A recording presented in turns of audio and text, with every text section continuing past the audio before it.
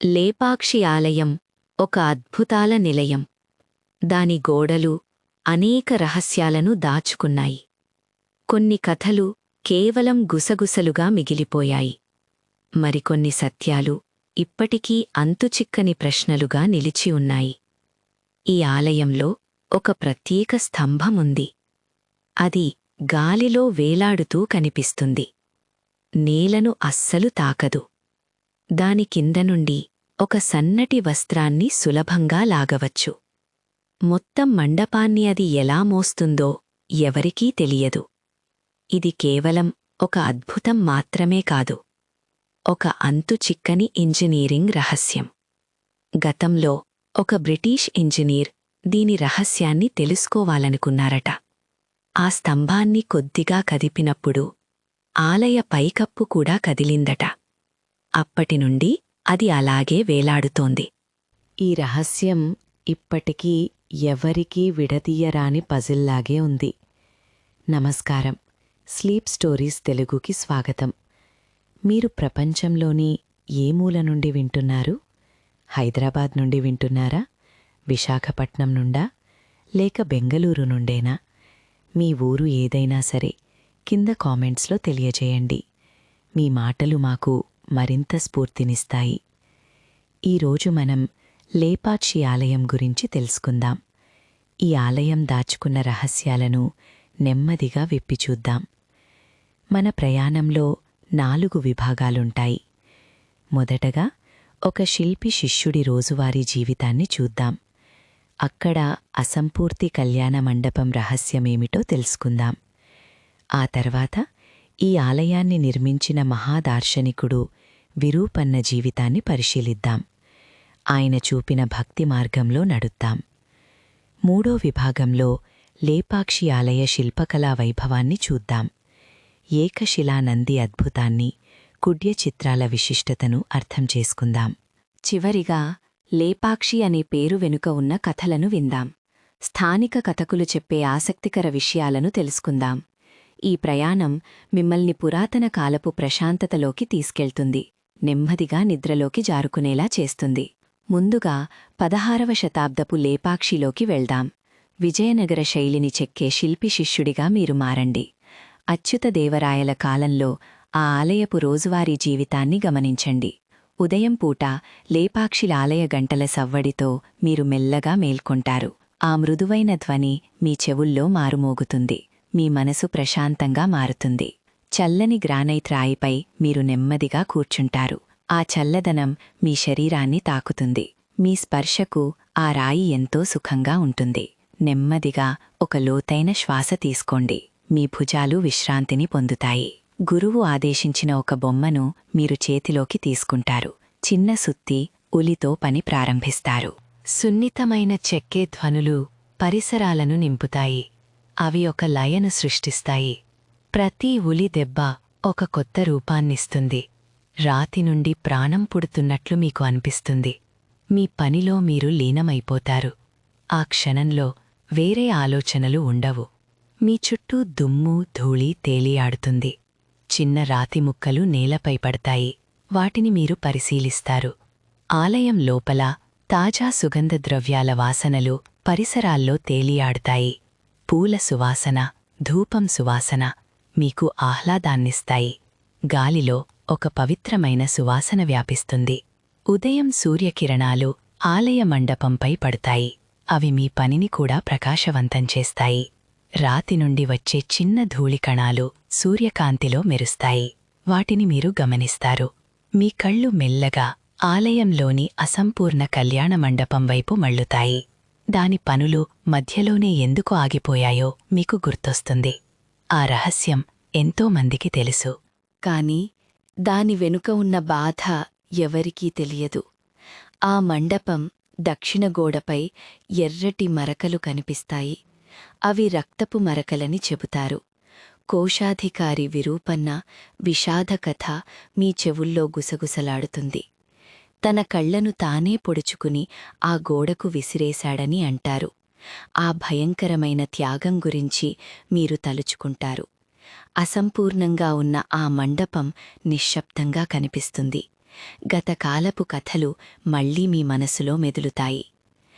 నెమ్మదిగా శ్వాస తీసుకోండి. ఈ అసంపూర్ణ మండపం వెనుక ఒక మహాదార్శనికుడి సంకల్పం దాగి ఉంది కదా. ఆ అసంపూర్ణ కళ్యాణ మండపం ఒక గొప్ప దార్శనికుడి కల. ఆయన పేరు విరూపన్న. 16వ శతాబ్దంలో విజయనగర సామ్రాజ్యం కాలంలో ఇది జరిగింది. పెనుకొండ కోటలో ఆయన అచ్యుతదేవరాయల నమ్మకమైన కోశాధికారిగా పనిచేశారు. విరూపన్నగారికి విశాలమైన దూరదృష్టి ఉంది. ఈ ఆలయాన్ని నిర్మించడం ఆయన జీవిత ధ్యేయం. ప్రజలకు సేవ చెయ్యాలనే బలమైన కోరిక ఆయనలో ఎల్లప్పుడూ ఉండేది. ఆయన ఆలయ నిర్మాణ ప్రణాళికలను స్వయంగా రూపొందించారు. ప్రతి చిన్న వివరాలను శ్రద్ధగా పరిశీలించారు. రాతిలో దాగి ఉన్న దైవత్వాన్ని, అందాన్ని ఆయన తన మనస్సుతో చూశారు. ప్రతి స్తంభం, ప్రతి శిల్పాన్ని స్వయంగా దగ్గరుండి పర్యవేక్షించారు. శిల్పులకు నిశితమైన సూచనలు ఇచ్చారు. వారి చేతుల్లో అద్భుతాలు జరగాలని కోరుకున్నారు. ఆలయం కోసం రాజు అనుమతిని పొందడానికి ఎంతో కృషి చేశారు. తన భక్తితో, అకుంఠిత పట్టుదలతో ముందుకు సాగారు. ఆలయం కోసం ప్రతిరోజూ ఎంతో సమయాన్ని వెచ్చించారు. ఈ ఆలయంలో ఒక ప్రత్యేక రహస్యం దాగి ఉంది. శ్రీరాముడిని శివలింగం పాణవట్టంపై ప్రతిష్ఠించారు. సాధారణంగా ఇది శివాలయాల్లో కనిపించదు. ఇది విరూపన్నగారి విశాల హృదయాన్ని తెలుపుతుంది. ఆయనకు అన్ని దైవాల పట్ల సమాన భక్తి ఉంది. ఆయన దర్శనంలో వీరభద్రుడు, శ్రీరాముడు, దుర్గాదేవి, పాపనాశేశ్వరులు, త్రిశూలం వంటి పంచదేవతలను ఒకే చోట కొలుస్తారు. ఇది ఆయన సార్వత్రిక భక్తికి, విశిష్టమైన ఆలోచనకు గొప్ప నిదర్శనం. భక్తులందరికీ శాంతిని ఇవ్వాలని ఆయన కోరుకున్నారు. విరూపన్నగారికి అద్భుతమైన నిర్మాణ దక్షత ఉంది. ఆయన అపారమైన భక్తితో జీవించారు. ఆలయ వైభవం కోసం ఎంతో శ్రమించారు. నిత్యం ధ్యానంలో, ప్రార్థనలో గడిపేవారు. కొన్నిసార్లు రాజనిధుల వినియోగంపై ఆందోళన చెందారు. తన నిర్ణయాలు సరైనవా కావా అని ఆలోచించారు. కాని తన దృష్టిపై ఆయనకు పూర్తి నమ్మకం ఉండేది. ప్రజల మంచి కోసం తను చేస్తున్న పనిని ఆయన మనసారా విశ్వసించారు. ఆయన మనసు నిండా ప్రశాంతత, అచంచలమైన విశ్వాసమున్నాయి. ఒక లోతైన శ్వాస తీసుకోండి. విరూపన్నగారి అంకితభావాన్ని, ఆ నిశ్శబ్ద భక్తిని గుర్తుచేసుకోండి. ఆయన ఆత్మ శాంతిని కోరుకుంటున్నట్లుగా ఉంటుంది. ఆయన చూపిన ఆ దారిలోనే అద్భుత శిల్పకళా వైభవం సృష్టించబడింది. ఆయన చూపిన ఆ దారిలోనే అద్భుత శిల్పకళా వైభవం సృష్టించబడింది. లేపాక్షి వీరభద్రస్వామి ఆలయం ఒక నిజమైన కళాఖండం. ఈ ఆలయం తాపేలు ఆకారంలో ఉన్న ఒక కొండపై నిర్మించబడింది. అందుకే దీనిని కూర్మ శైలం అని పిలుస్తారు. ఈ ప్రత్యేకమైన నిర్మాణం చాలా అరుదైనది. దాని చుట్టూ ఉన్న వాతావరణం ఎంతో ప్రశాంతంగా ఉంటుంది. మీ శరీరాన్ని విశ్రాంతిగా ఉంచండి. ఆలయానికి కొద్ది దూరంలో ఒక విశాలమైన ఏకశిలా నంది విగ్రహం ఉంది. అది ఎంతో గొప్పగా దర్శనమిస్తుంది. ఇది ప్రపంచంలోనే అతిపెద్ద నంది విగ్రహాలలో ఒకటి. దాని భారీ పరిమాణం మిమ్మల్ని ఆశ్చర్యపరుస్తుంది. ఈ నంది మెడలో గరుడ పక్షులున్నాయి. వాటి ముక్కుల్లో వేలాడే ఏనుగులు కనిపిస్తాయి. ఈ శిల్పకళ ఎంతో అద్భుతమైనది. ఇది ఒక గొప్ప రహస్యం. శిల్పుల నైపుణ్యాన్ని చూపిస్తుంది. ఆలయం లోపల పైకప్పు పౌరాణిక గాథలతో నిండి ఉంది. అక్కడ అద్భుతమైన కుడ్యచిత్రాలు ఉన్నాయి. ఇవి రంగులతో మెరుస్తాయి. రామాయణం, మహాభారతం నుండి ఎన్నో కథలు అక్కడి గోడలపై ఉన్నాయి. ప్రతి చిత్రంలో ఒక కథ దాగి ఉంటుంది. అవి నిశ్శబ్దంగా మనతో మాట్లాడతాయి. ఈ చిత్రాల రంగులు ఇంకా చెక్కుచెదరకుండా ఉన్నాయి. అవి గత వైభవాన్ని తెలియజేస్తాయి. మీ శ్వాసను నెమ్మదిగా గమనించండి. మీ మనస్సును ఆ చిత్రాలపై లీనం చెయ్యండి. ఆలయం లోపల మరో చిన్న రహస్యముంది. కొన్ని సీతాదేవి పాదముద్రలు కనిపిస్తాయి. అవి పవిత్రమైనవని స్థానికులు నమ్ముతారు. ఆ పురాతన కథలు మన చెవుల్లో నెమ్మదిగా మారుమోగుతాయి. భక్తుల జయధ్వానాలు వినిపిస్తాయి. పూల సువాసనలు వాతావరణాన్ని నింపుతాయి. ధూపం పరిమళం గాలిలో తేలియాడుతుంది. ఈ ద్రావిడ నిర్మాణ శైలి ప్రతి ఒక్కరినీ ఆకట్టుకుంటుంది. ప్రాచీన కాలం నుండి ఈ ఆలయం పూజలందుకుంటోంది. ఇక్కడ మనస్సు ప్రశాంతంగా మారుతుంది. ఈ ఆలయం చుట్టూ అల్లుకున్న కథలు ఈ ప్రాంతానికి పేరు ఎలా వచ్చిందో తెలుపుతాయి. ఈ ఆలయం చుట్టూ అల్లుకున్న కథలు ఈ ప్రాంతానికి పేరు ఎలా వచ్చిందో తెలుపుతాయి. గ్రామంలోని పెద్దలు, కథకులు ఈ పురాతన గాథలను కాపాడుతున్నారు. వారు జ్ఞాననిధులు, సంప్రదాయాల సంరక్షకులు కూడా. తరచూ వారు వటవృక్షాల కింద సమావేశమవుతారు. ఆ వృక్షాల కొమ్మలు భూమిని తాకుతాయి. వాటి కింద చల్లని గాలి వీస్తుంది. వారికి విశ్రాంతిని ఇస్తుంది. అక్కడ కూర్చుని వారు తరంతరం నుండి వచ్చిన కథలను చెబుతారు. చరిత్రను నోటిమాటగా అందరికీ అందిస్తారు. వారి మాటల్లో ఒక లయ ఉంటుంది. అది వినేవారి మనస్సులను ఆవహిస్తుంది. ఈ ప్రాంతానికి లేపాక్షి అనే పేరు ఎలా వచ్చిందో వివరిస్తారు. ఒక రహస్యం జటాయువు పక్షి గురించి చెబుతుంది. రావణుడు సీతను అపహరిస్తున్నప్పుడు జటాయువు అట్టుకుంది. యుద్ధంలో గాయపడి ఈ ప్రదేశంలో పడిపోయింది. అప్పుడు శ్రీరాముడు జటాయువును చూశారు. లేపక్షి అని పిలిచి మోక్షం ప్రసాదించారని చెబుతారు. అందుకే ఈ ప్రదేశానికి లేపాక్షి అనే పేరు వచ్చిందని నమ్ముతారు. ఇదొక పురాతన గాథ. మరో రహస్యం విరూపన్నగారు గురించి ఉంటుంది. ఆయన ఆలయాన్ని నిర్మిస్తున్నారు కదా, కాని రాజు అనుమతి లేదని ఫిర్యాదులందాయి. ఆయనకు తాను విధించుకున్న శిక్ష చాలా బాధాకరం. విరూపన్న తన కళ్లను తానే పొడుచుకున్నారు. ఆ కళ్లను ఆలయ గోడకు విసిరేశారని చెబుతారు.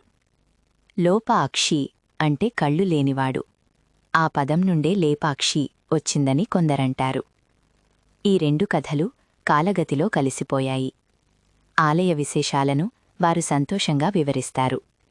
ప్రతి స్తంభం కథను చెబుతుంది అంటారు. వారి మాటలు గ్రామంలో శాంతిని నింపుతాయి. చుట్టూ ఉన్న ప్రకృతి కూడా నిశ్శబ్దంగా వింటున్నట్లుంటుంది. గ్రామంలోని ఇతరులు తమ దైనందిన పనులు చేసుకుంటారు. పొలాల్లో శ్రమిస్తారు. కాని ఈ పెద్దలు కథలు చెబుతూ ఉంటారు. వారు చరిత్రను ప్రత్యక్షంగా కాపాడతారు.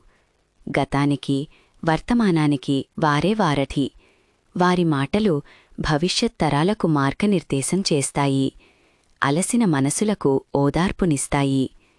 చుట్టూ ఉన్న నిశ్శబ్దం వారిని ఆవహిస్తుంది. కథలు మరుగున పడకుండా చూడాలని కోరుకుంటారు. కొత్త తరాలకు చరిత్ర చెప్పే బాధ్యత వారికి ఉంటుంది. ఇదొక గొప్ప బాధ్యత. కాని ప్రకృతిలోని ప్రశాంతత వారిని ఆవహిస్తుంది. గాలి నెమ్మదిగా వీస్తుంది. చిన్న ఆకుల చప్పుడు వినిపిస్తుంది. వారి మనసు నెమ్మదిగా విశ్రాంతిని పొందుతుంది. గతకాలపు జ్ఞాపకాలు గాలిలో తేలియాడుతాయి. నిద్రకు ఉపక్రమించే ముందు మీ కళ్లను మెల్లగా మూసుకోండి. మీ శరీరం పూర్తిగా విశ్రాంతి పొందేలా చూసుకోండి. ఎటువంటి ఆలోచనలు లేకుండా ప్రశాంతంగా ఉండండి. ఈ పురాతన రహస్యాల ప్రయాణం మిమ్మల్ని ఇప్పుడు శాంతంగా నిద్రలోకి చేర్చేస్తుంది. ఆనాటి కష్టాలు, త్యాగాలు మనకు ఇప్పుడు ప్రశాంతతను అందించాయి. ఆ గత జ్ఞాపకాలు మన మనస్సులను శాంతపరుస్తాయి. చరిత్రలోని వ్యక్తుల అంకితభావం గొప్పది. వారి శ్రమను మనం ఎప్పుడూ గుర్తుంచుకోవాలి. ఈ నిశ్శబ్ద క్షణంలో ఆ గత వైభవాన్ని మనస్సులో నిలుపుకుందాం. మీకు ఈ చారిత్రక ప్రయాణం నచ్చినట్లయితే మా ఛానల్కి సబ్స్క్రైబ్ చేసుకోండి. ఇలాంటి మరిన్ని కథలు వినాలనుకుంటే కమెంట్స్లో మీ రిక్వెస్ట్లు తెలియచేయండి. ఇప్పుడు మీ కళ్ళు మూసుకొని ఈ చరిత్ర మీ మనస్సులో నెమ్మదిగా కరిగిపోనివ్వండి. మంచి నిద్ర మిత్రులారా.